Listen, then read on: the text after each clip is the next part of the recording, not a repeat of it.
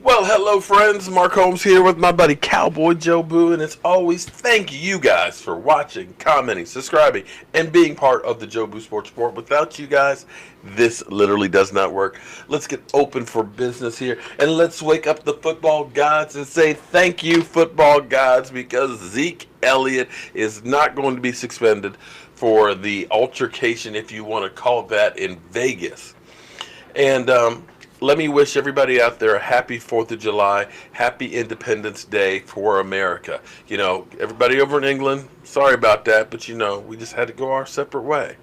Um, and just make sure you're safe out there, okay? If you haven't done your fireworks yet, make sure you're careful and don't blow your hand off. Make sure you don't overeat, okay? And please, please don't drink and drive, and watch out for the people out there that are drinking and driving, okay?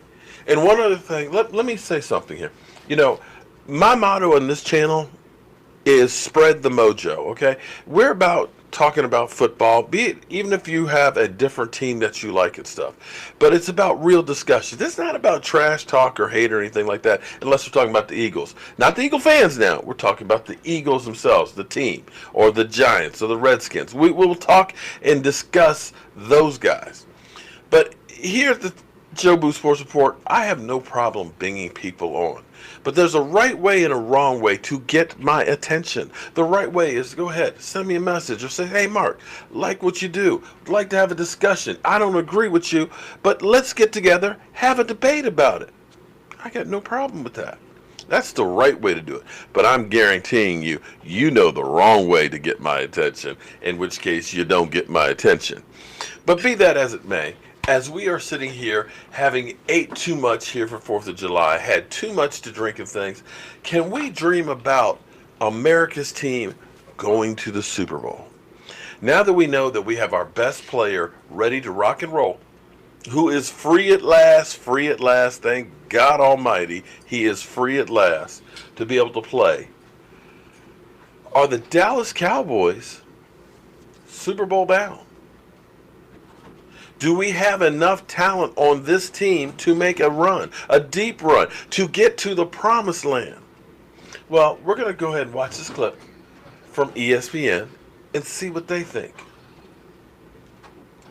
For Ezekiel Elliott and for the Cowboys there.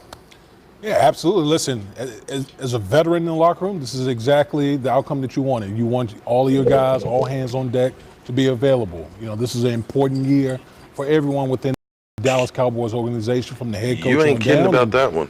Obviously, maybe the most important player for the team is going to be available at the start of the season. So we talked earlier in the show about the kind of conversation you had. Now, I want to stop here for a second, okay? Because, see, this is the Des Bryanting of Zeke Elliott. This is where Des Bryant, we heard reports that, you know, the police were called to Des Bryant's house 6 times. And on the surface, that sounds bad. Oh, my God, Zeke Elliott. I mean, Des has had the police called his house 6 times. You know, you're thinking in your mind, the image you have there, they're coming through there and they're busting down the door. You know, this is the SWAT team and everything else. But, you know, like one of those times was a kid was locked in a car and they needed help getting him out. Another time was it wasn't even Dez's house, and one of the times Dez even called him. Yeah, so it on the surface sounds good, but in reality it wasn't exactly the real picture. And that's where we have, like, July 2017, reportedly involved in an incident at a bar.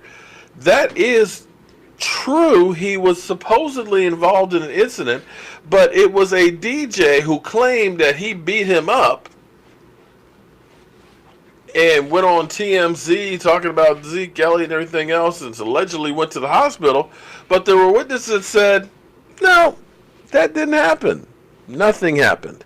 So be careful, as you see, because they've got this long list. You know, they got the long list up here of things that they're saying happened, and not all of them are exactly quite there. But let's go back to the videotape. Have of the player in this situation, if you're in the front office, does the fact that he isn't being suspended change any part of that message or make it even more difficult to deliver? No, you have to have a stern, direct, and very hard conversation that your behavior is not acceptable. And even though it didn't rise to the level of a suspension, it's still not conduct becoming of a Dallas Cowboy. And again, if I was in the front office making the decision, I would hit pause on the contract extension, and I would put my efforts and energy into the good players and the players that have handled themselves the right way off the field, starting with the quarterback, Dak Prescott, and their receiver, Amari Cooper. So hopefully it's a lesson learned for Zeke Elliott. It doesn't happen again. But if I'm the Dallas Cowboys, I have to have that conversation with him and tell him what we're thinking and why we're thinking it. I mean, Again, as a player in the locker room, this is what you wanted to hear. Yeah. That he's going to be available, and we can go out here and win some football games. but I mean, is there anything to the idea, like he's not being suspended, so you still have to sort of make sure that something is learned from this, right, as a player? Well, I mean, that's something for the Dallas Cowboys, maybe internally as an organization they want to do, but for a veteran, don't mess with my money. That's my biggest thing is when you're not there, you affect my play.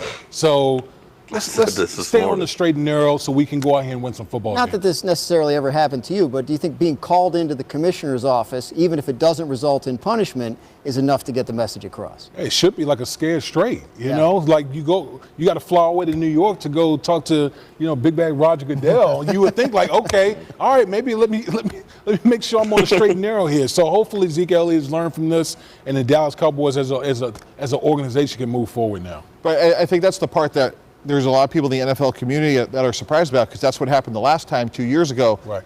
Got suspended, had to go to the league office, and you would think, especially with the contract on the horizon, that he would really try to be impeccable off the field. But again, hopefully he's learned from it. He can move on and put this behind him. A lot of expectations for the Cowboys this year. Obviously, this clears the decks in terms of one major concern. They have some contract situations to work through as they head into camp, but you see this as a team that's primed for a real serious run this time? I think the Dallas Cowboys can represent the NFC in the Super Bowl. I think this team, the way that Dak Prescott played after the trade of Amari Cooper from Oakland, the numbers speak for themselves. I mean, across the board, completion percentage, yards per attempt, third down, all those numbers were significantly better with Amari Cooper, and that's doing a trade during the season. So imagine.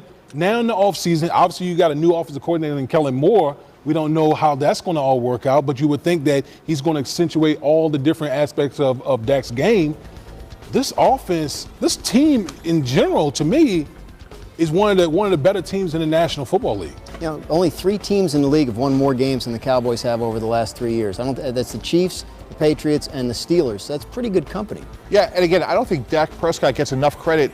He's 32-16 as a starter. The ultimate measure of a quarterback is his one-loss record. And you go back to last year, he had a passer rating of 122 on play-action plays. So it shows you the importance of Ezekiel Elliott's availability, as you mentioned, Damian. So depending on the health of Carson Wentz, I think Dallas has a really reasonable chance of winning this division.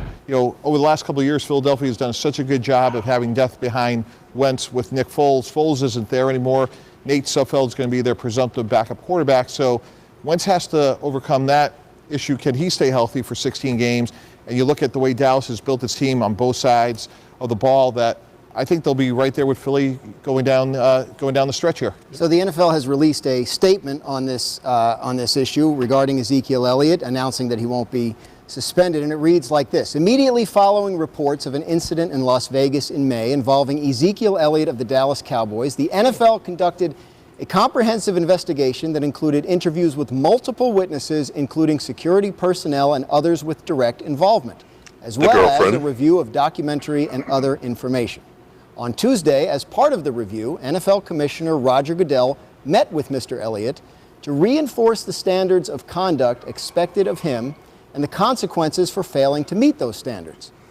Mr. Elliott acknowledged that he demonstrated poor judgment and committed to make better choices in the future. He volunteered to take advantage of the resources available to him to help him continue to grow personally. Commissioner Goodell determined there was no violation of the personal conduct policy and no further action is warranted. So, statement confirming what we were told. Any quick reactions there? Got lucky. He got lucky. Thanks for watching ESPN. Wow. Okay. Super Bowl bound.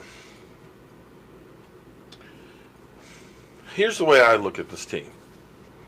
And I have to give ESPN credit on that, because this is some of the things that I've been saying too, because when you were hearing that the Cowboys were about the 18th ranked team, going into the season. And when you hear about the Cleveland Browns, well, you believe the Cleveland Browns are 8th. It's like, you're taking a team that was in the toilet, that's only a couple of years away from the imperfect perfect season of being 0-16, and a team that hasn't been in playoffs in like forever.